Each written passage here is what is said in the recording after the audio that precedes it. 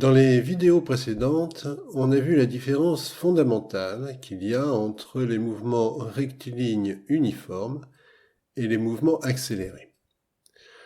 On ne peut pas savoir qui est-ce qui bouge et qui est-ce qui est immobile dans les mouvements rectilignes uniformes.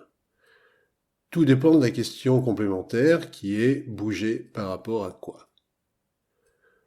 Alors on dit que ces mouvements sont relatifs par rapport à un objet dont on décide arbitrairement de le considérer comme fixe. C'est la base de la relativité galiléenne que nous avons vue précédemment.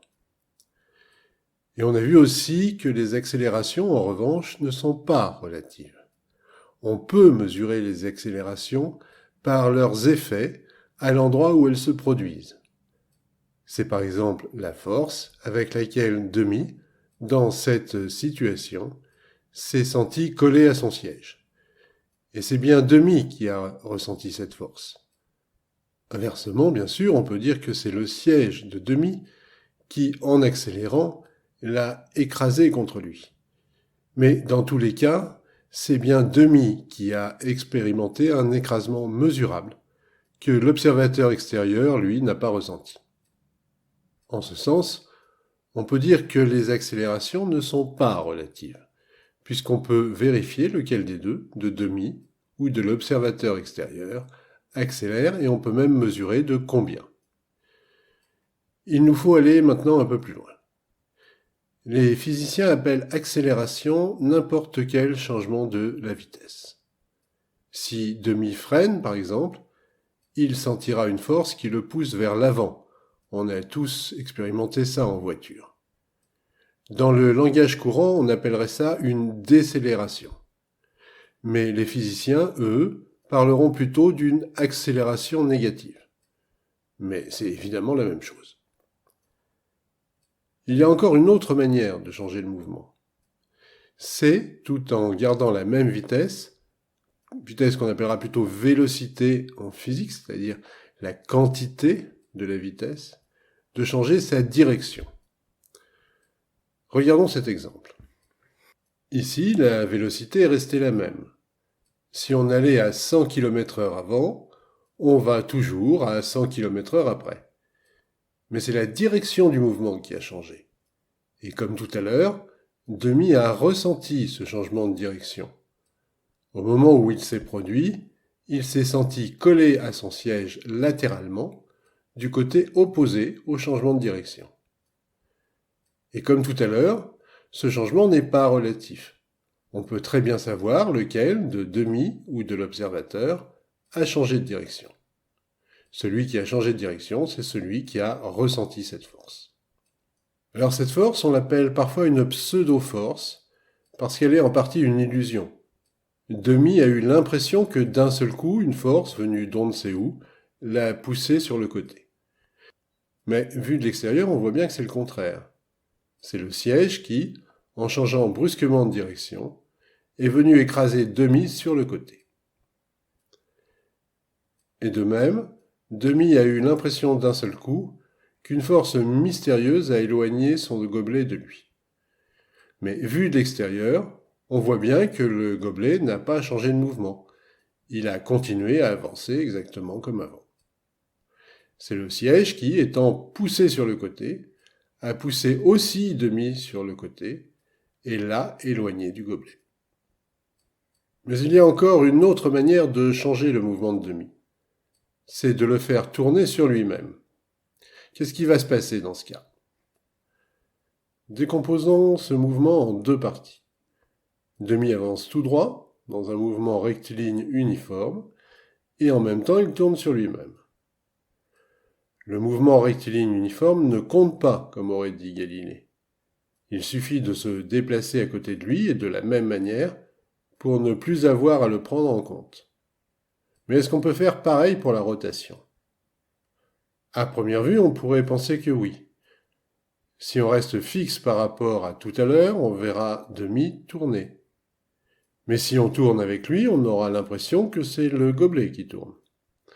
Alors, est-ce qu'on peut savoir si l'un des deux points de vue est plus vrai que l'autre ? Eh bien, la réponse est oui, et pour la même raison qu'avec les accélérations de tout à l'heure.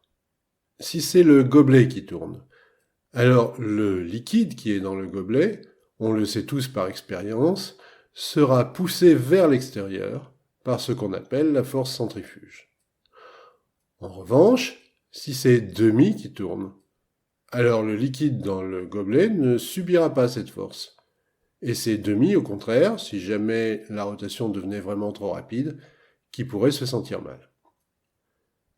Poursuivons un peu nos expériences de pensée. Ici, Demi et son fauteuil spatial approchent d'un mécanisme solide auquel ils vont s'accrocher le temps de faire un tour complet. Regardons ce qui va se passer. Tout d'abord, le gobelet, qui lui n'était pas accroché, a continué son mouvement comme si de rien n'était. Demi a eu l'impression qu'une force mystérieuse l'éloignait de lui. Mais c'est pas tout.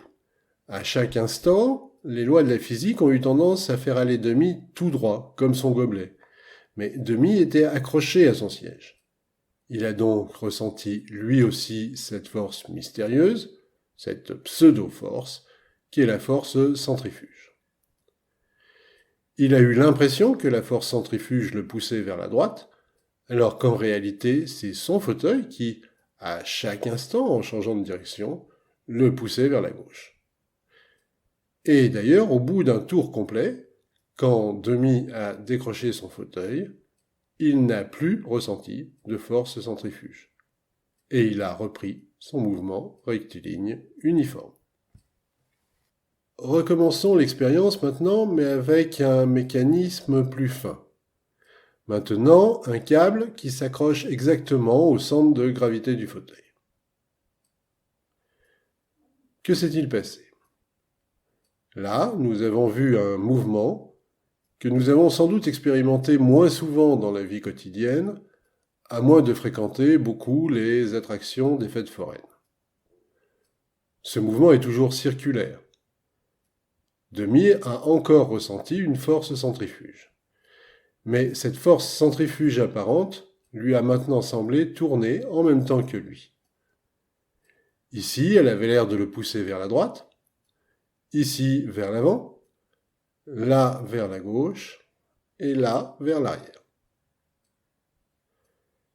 Faisons maintenant une dernière expérience de pensée, encore plus incroyable, mais bon, c'est l'avantage avec les expériences de pensée, on peut imaginer toutes sortes de choses tout à fait incroyables. Alors, au lieu d'un mécanisme solide, on va faire apparaître d'un seul coup une planète, et on va observer ce qui va se produire. Ça ressemble beaucoup à la situation de tout à l'heure, mais il y a plusieurs différences notables. Tout d'abord, comme la force de gravité s'exerce sur tous les objets, qu'ils soient attachés ou non, cette fois-ci le gobelet a suivi lui aussi le mouvement, comme Demi et comme le fauteuil. Ensuite, et c'est encore plus important, comme toutes les parties du fauteuil, toutes les parties de Demi, toutes les parties du gobelet et chaque petite goutte du liquide ont suivi le même mouvement de rotation, il n'y a plus de force centrifuge. Ça peut paraître surprenant, mais ce phénomène, on l'a tous déjà vu à la télé. Dans leur station spatiale, les astronautes ne sont pas poussés vers les murs de la station par des forces centrifuges. Le mouvement ressemblait donc à celui de tout à l'heure, mais avec cette différence énorme qui aura, dans la suite de notre étude de la théorie de la relativité, une importance tout à fait considérable. Dans le cas du mécanisme solide, on savait qui est-ce qui bougeait.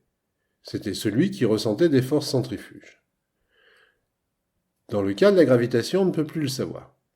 En tout cas, on ne peut pas le savoir tant qu'on est à une toute petite échelle par rapport à la planète, et tant qu'on ne regarde pas le mouvement des étoiles par la fenêtre. Et c'est pour ça qu'Einstein et les autres physiciens considèrent, depuis 1915, que le mouvement d'un corps qui n'est soumis qu'à la gravitation et à rien d'autre, même s'il n'est pas rectiligne, ce mouvement, reste un mouvement inertiel qui est très similaire à un mouvement rectiligne uniforme dans l'espace intersidéral. Mais chaque chose en son temps. Il y a des tas de pièges qui attendent au tournant l'amateur qui voudrait aller trop vite en besogne. Pour le moment, on va garder tout ça dans un petit coin de notre tête, pour nous habituer doucement à l'idée, tout en restant suffisamment modeste pour ne pas tirer des conclusions hâtives du peu qu'on commence à comprendre. Il y a d'ailleurs une autre raison qui va nous contraindre à cette modestie. On pourrait en effet se poser la question suivante, que Newton se posait déjà. Si le gobelet tourne, il y a des forces centrifuges qui vont pousser le liquide qu'il contient vers l'extérieur. Mais si d'un seul coup, c'était le contraire, si d'un seul coup c'était tout l'univers, y compris toutes les étoiles, qui se mettaient à tourner autour du verre, est-ce qu'il se produirait la même chose ? Alors, ce genre de question peut sembler un peu absurde, mais il ne l'est pas tant que ça, je vous le promets. Et d'ailleurs, les physiciens se posent encore ce genre de questions de nos jours. C'est donc là une raison de plus de rester très modeste en ce qui concerne notre connaissance des lois de l'univers. Mais pas de panique, dans la suite de notre parcours, nous pourrons avancer très loin en nous limitant à des mouvements les plus simples, les mouvements rectilignes uniformes. Si j'ai abordé dès à présent les autres sortes de mouvements, c'est uniquement pour qu'on puisse avancer sans trop avoir la tête dans le guidon, comme on dit, en nous préparant peu à peu à ce qui suivra. Dans la prochaine vidéo, on continuera d'avancer, toujours très progressivement, et on essayera d'avoir une vision claire de ce qu'on appelle un référentiel. Alors, à bientôt!